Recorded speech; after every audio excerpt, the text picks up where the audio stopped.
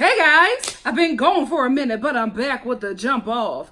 Let's get into it. Why was I so extra? Sumit or Sumit? What is the name? Because I feel like I hear it called Sumit in other places, but then Jenny is the only one saying Sumit. And it's never corrected. So I'm gonna go with Sumit. Can we talk about how I've been watching this whole season. I just haven't been able to keep up with the reviews of it.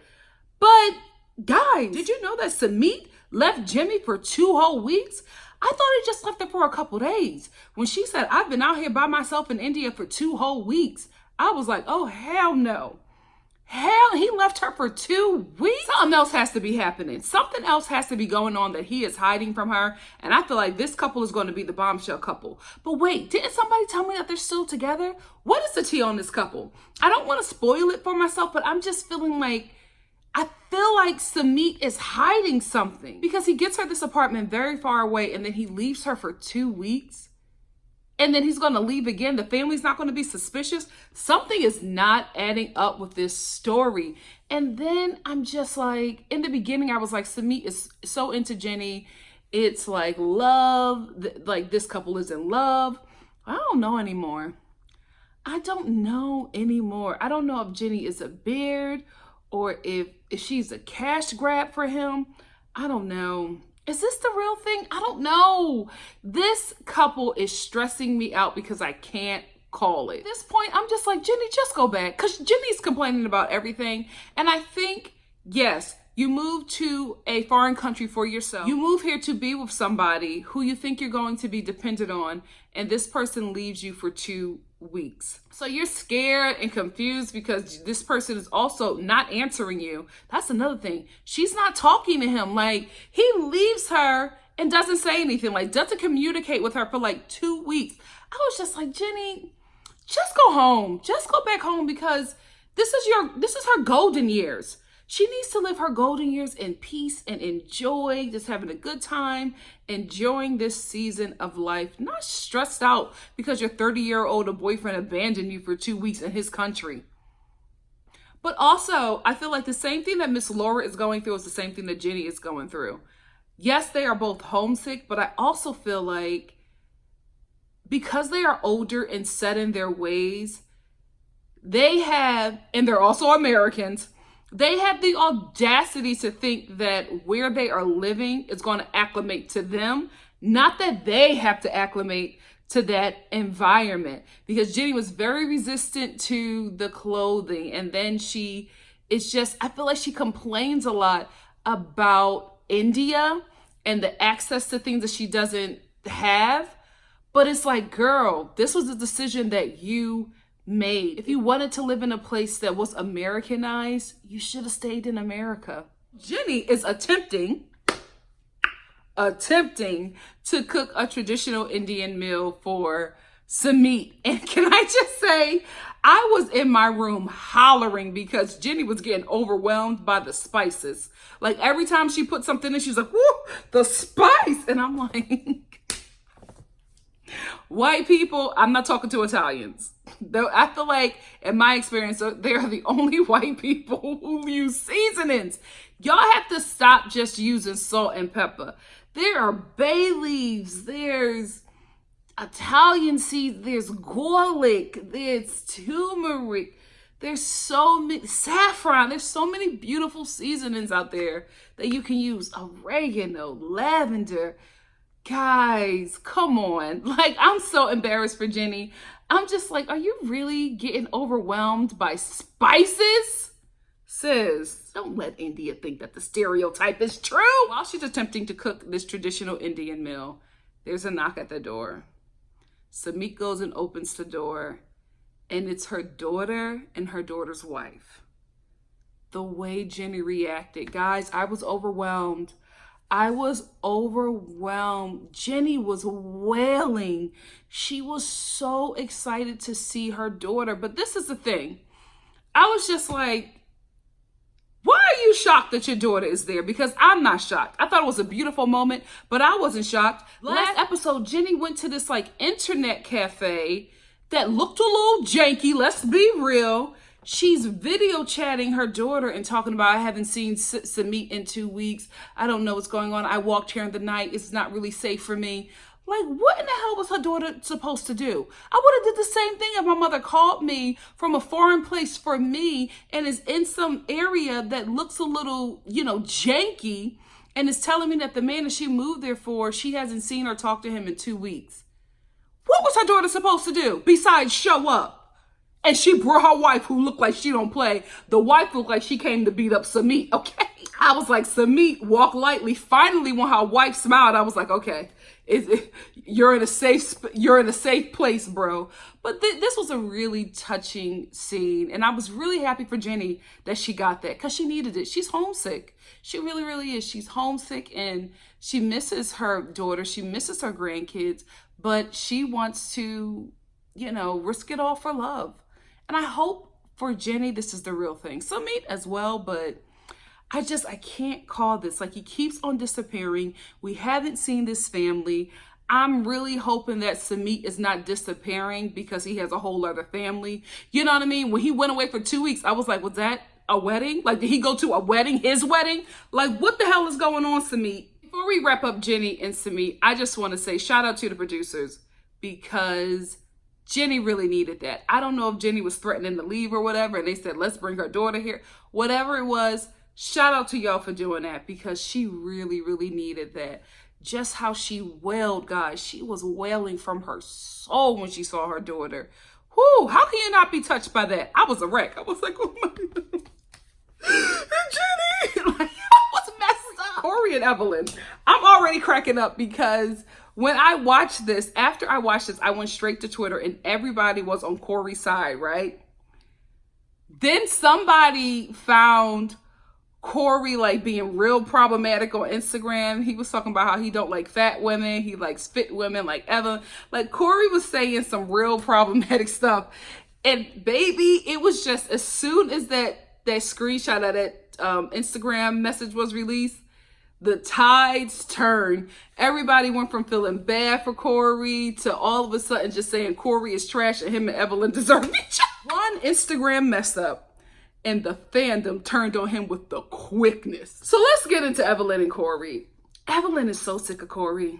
She's so sick of Corey, guys. Corey breathes and Evelyn's eyes roll into the back of her head. She is so sick of this man's existence. What has he done to you? I think what happened with Evelyn is that Corey was a money grab that became too much of a responsibility, because Evelyn was always living in Ecuador. She just came out here to stay with Corey. I don't know if they were trying to do a visa in America to like get her to stay here and it didn't work out. I don't know what happened, but she was here. She was in the States with Corey for like, what?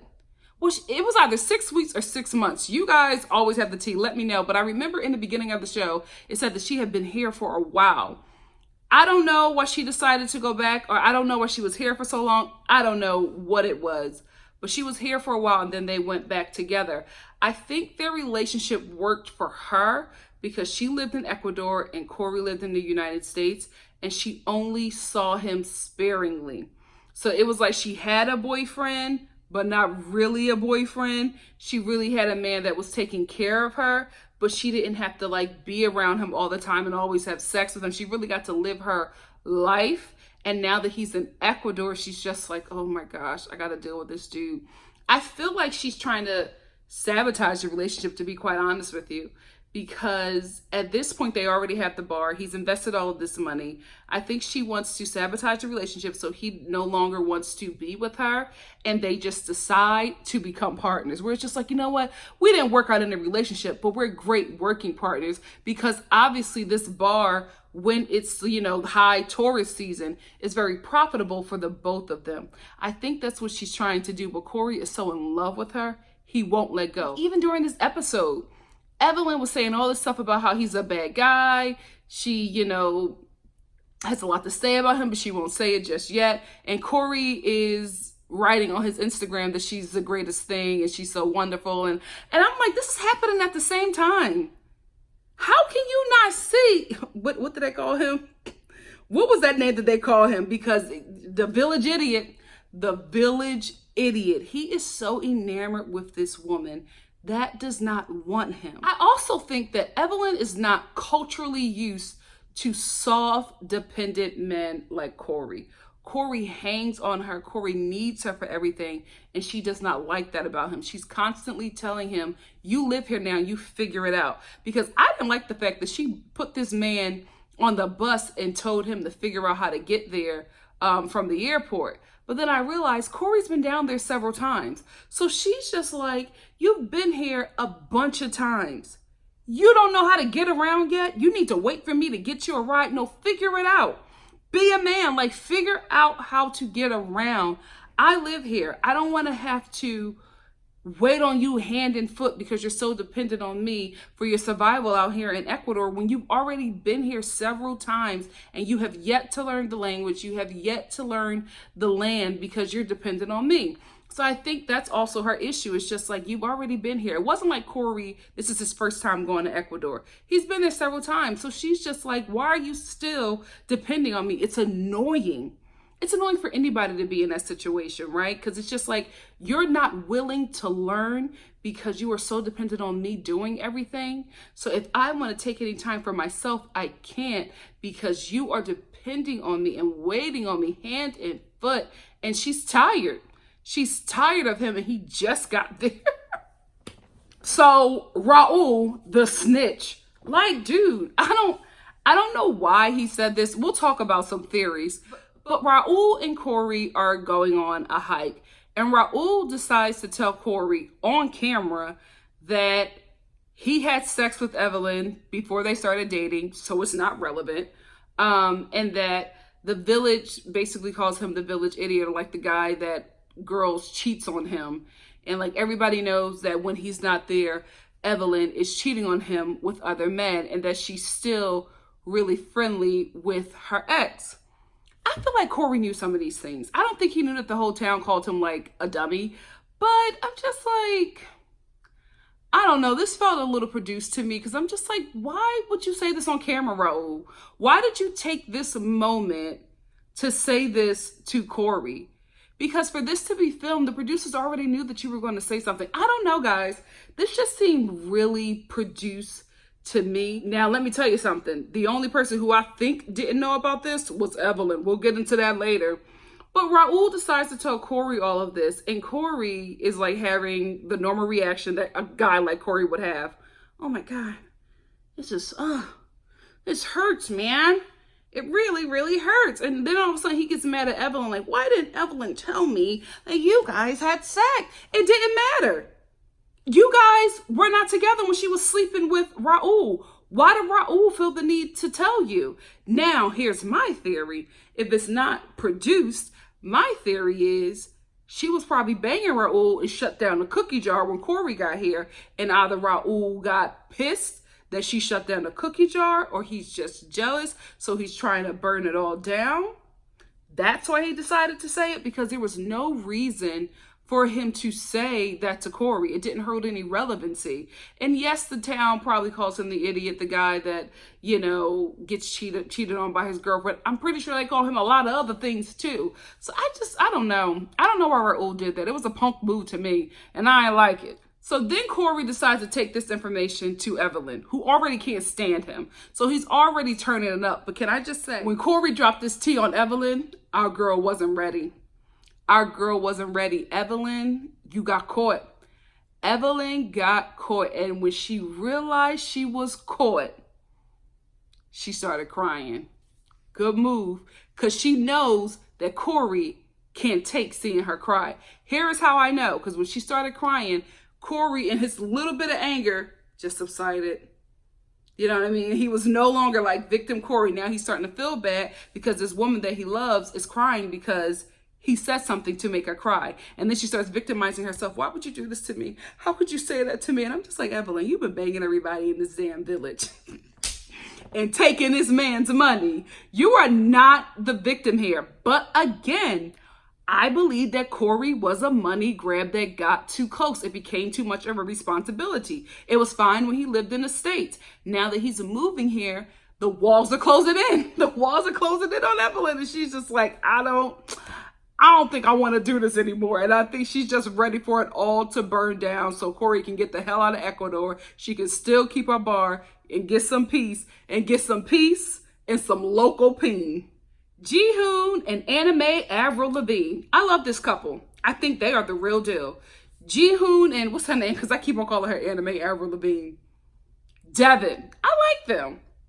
I think they are probably two people who was crushing on each other, met, had sex, and oops, got pregnant. But I love the fact that they're trying to make it work, especially Ji-hoon. Like, he doesn't have any money.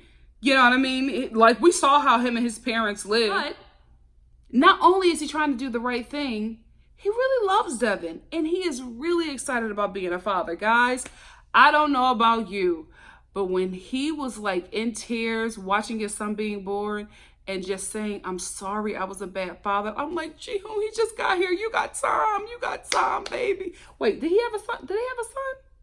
The baby. I was just like, it's okay, Ji-hoon. Like, you made one mistake. It's all right. It's all right. Like, oh, he's such a sweet guy. Now, in the beginning, I didn't like him. I was just like, Deavan, something is up with him. But he really grew on me, and his parents. I love the way that his parents love Drusilla, who I love. I love that wild baby. I love Drusilla because this is the thing. And I think that also comes from Deavan. I think that this little girl knows who she is, and she is not going to be in anybody's box. And I love that her mother doesn't allow her to be in a box, but I think that Deavan doesn't allow her to be in anybody's box because she just can't control her. You know what I mean? I don't think it's Deavan like, oh, I just want my daughter to know that she can be whoever she wants to be. She's just exhausted because Drusilla is a lot. Drusilla reminds me of, remember the Ramona the Pest books? She reminds me of Ramona. I just, like, as soon as I saw her, I was like, this is Ramona the Pest. And I love those books. And I love Drusilla. She is just such a free spirit, and she knows who she is. Like, even when Ji-hoon and Deavan took her to the playground, like, as soon as she got there, she was like, okay, I'm ready to get out now. Like, she knows who she is. At like, what, 3? I love it, baby. Own it. Own it. I just realized what it is. Also, Drusilla walks to the beat of her own drum. And that's exactly the kind of kid I was. And I had a mom who knew how to let me be. You know what I mean? Even when it seemed difficult, she embraced who I was. Although I was not like anybody else, she embraced that. And she allowed me to grow into my personality, into my arts. And I see so much of that in Drusilla because she's so different. She's so odd, but she's so bold about it. At such a young age. I love that baby. But you know what? I'm going to be real honest with you. If she, you know, I would discipline her. You know what I mean? Like, I would like, no, I said no, have a seat. Like, you know, you got to, no, Drusilla, sit down. You got to give her that sometimes. But what I love is that Ji-hoon and his parents just loved on her. Like, there was one scene where the dad was holding, when they came out to visit, the dad was just holding Drusilla and just rocking her to sleep in his arms. And I was just like, I don't know what's going on with Drusilla's daddy, but I just love that these people are loving this child like this. I really, really do. Now, let me say this. I got to tell the truth and what shame the devil, because I'm always honest with you guys. I don't think that Korea is ready for Drusilla. I don't think that place is ready for this girl in all her extraness. It is going to be good TV watching this baby adapt to that culture or watching Korea adapt to Drusilla. So Ji-hoon is packing up to get back to Korea to prepare the foundation for his family that's moving over there from the United States. But he ain't got no job.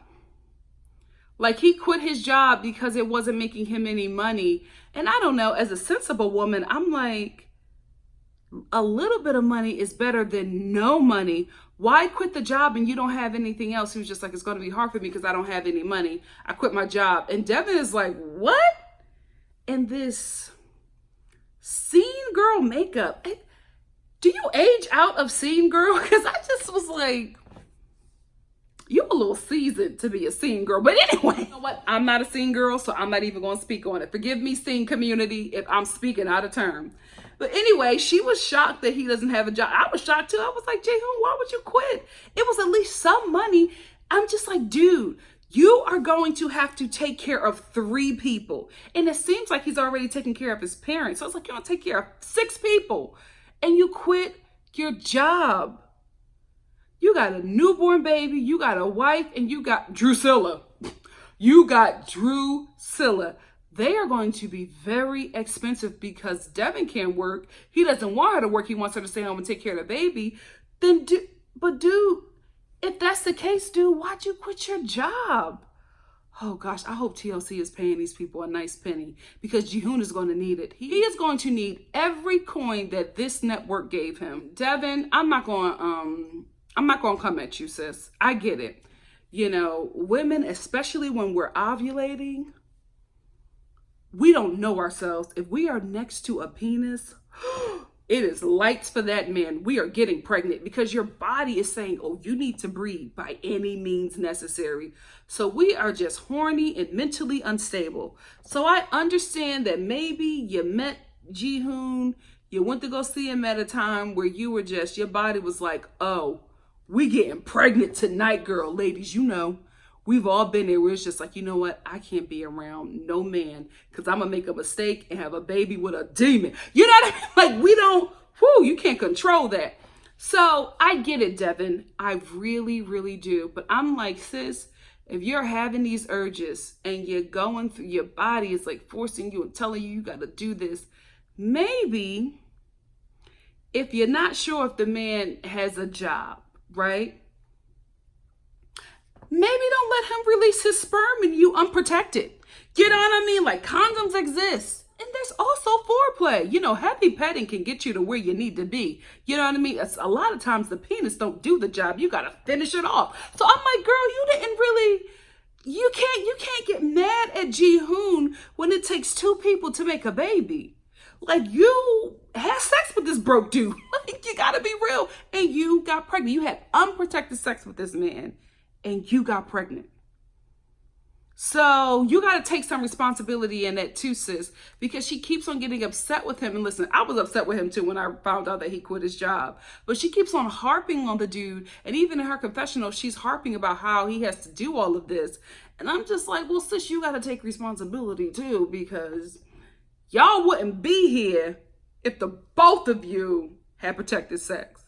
But you didn't. So you're here. So I'm like, just ease up off the dude. Like, check him. But you don't beat him up in every scene you're in and then beat him up in your freaking confessionals. I also think it's because we all love Ji-hoon. So, like, when she was talking to him crazy, I was just like, okay, Deavan, he got it. You don't got to keep on talking about it. Because he's so precious. I'm so mad that I missed that episode where he proposed to her. He was so nervous and just adorable. I like this couple. I really, really do. I hope that the stress, the financial stress, doesn't tear them apart, because I think this is real love. You know what I mean? It's 2 young people who, you know, got a little frisky and had a baby, but they still do care for each other and they're trying to make it work. And I want them to win. Karine and Paul, Team Karine. A lot of people on Twitter were not happy with her, but I was like, how are you mad at Karine? Paul has been a horrible husband to this girl. The girl's about to have the baby any day now. Paul gets into a whole argument with her, does not take into consideration that she's carrying his child. She's also carrying a rainbow baby. So it's a lot of stress dealing with her already because she lost her first child. So she's really extra careful about this child and not trying to get stressed out or anything. But she has a stressful husband who the parents cannot stand. The mother was like, as soon as she divorces him, the better for the whole family. So they're getting into it about money because Paul wants to live in a better apartment than what they have. And Karine is thinking about money. And she's just like, this is what we can afford. But Paul's like, well, I don't want to live in this. I'll just, you know, get a better job. And she's just like, weird, you can't work. Like, you can't even stay in a freaking country because you're a terrorist. You know, they have you down as a terrorist because you act a fool everywhere and you messed up in the United States, so now you can't stay here in Brazil. So then Paul is like, well, I'll go back to America and I'll send money from America when I get there. So she's just like, so you're going to leave me and then you're going to go to America and send money to me here, but you don't even have a job in America, so where you going to get the money from? Because he damn sure not getting it from his mama. Can I tell you, Paul's mama know how to say no to him. She don't care what the hell is going on. She's just like, nope, I can't do it. I can't help you. Sorry, Paul. Here's a lock of my hair. Like, she don't care. So Karine is like, this is all BS. You're just telling me pure BS. And she's frustrated because she's about to have a child and she has a husband who doesn't know how to provide. Because Paul is a little boy. Like, his mother has raised him all the way up until the age of 8 and never allowed that boy to grow up. Now he's at his big age, irresponsible, and she don't want to help him no more because she's tired. So it's just like, you know, Paul is a lot, but I feel bad for him because I'm just like, you just don't become this person. Your environment makes you who you are. Like, he's a grown man who takes off running whenever something is difficult or hides in a doggy cage, like abandoned doggy shack when he needs time to think. Like, he's not well. And unfortunately, Karine is having his baby. She decides that she's fed up and she doesn't want to do it anymore. So she says that we're going to get a divorce. She tells, well, I want a divorce. I'm done. And she goes to see her mom and she tells her mom that she's divorcing him. And her mother was so elated. I was just like, we only see a little bit of their experience with Paul. For the mother to be so excited that her daughter is getting a divorce from not only her husband, but the father of her child that is almost here, he had to be a nightmare. And the mom was like, oh, we don't need him. This baby will be loved and this baby will be well taken care of. I'm like, they couldn't wait to get this dude out the family. Paul, you terrorized this family. You terrorized this family. Wow. I'm glad that Karine is getting free. I'm glad that Karine is getting free. I do, however, do not think that this is going to be the end of them because, to be quite honest with you, they're good for TV. And I think they both realize that this show is giving them money that they probably can't get anywhere else. So we're probably going to see them again. We're probably going to see them try to work it out. See Paul try to, get custody of his kid. I think we're going to be on this journey with this couple for a while. But I don't think they'll be together. I think they really will separate. So Karine can get some peace. Her and her family. They don't want nothing to do with Paul, but they got a baby. So they're going to have to deal with Paul for the rest of their damn lives. Sorry. Miss Laura and Aladin. So I always thought this dude was scamming her. He was doing 3 things. I think he was scamming to get to the United States. I think he was scamming to get on TV. And I also think he was scamming to get Miss Laura to take care of him. Because up to now, we don't know what he does for work. Has it been mentioned? If it's been mentioned, then I missed it. Like, I don't know what he does for work, but all he does is post pictures of him working out on Instagram. So we don't know what this dude does. But anyway, Miss Laura is homesick, and the lackluster jiggy that she is getting is not helping. She's homesick and she's really falling apart because her son refuses to come to her wedding. Miss Laura's son, Miss Laura and Tiffany, their children are so precious. Like, Tiffany is blessed with an amazing son. Miss Laura is blessed with an amazing son. When they showed that clip, and I remember that moment because I was crying with the both of them. And he was like, I love you, but I can't come. I just think that you're making a very dumb decision. And he's crying. Like, that boy loves his mama. And he's so heartbroken because he knows his mom is making a very dumb decision. And he doesn't want to go down there to let her know that he supports it. She starts crying in the car. And Aladin, does the bare minimum to help her. He gets a tissue. He's just like, oh, I don't like to see you cry. Let's go to the beach. So they go to the beach, and Miss Laura is there with Aladin looking like she took her son to the beach. Like, there is no chemistry with these two, and I just feel sad for her. I really feel sad for her because I think the walls are finally closing in, and she realizes that she can't keep her eyes closed to certain things.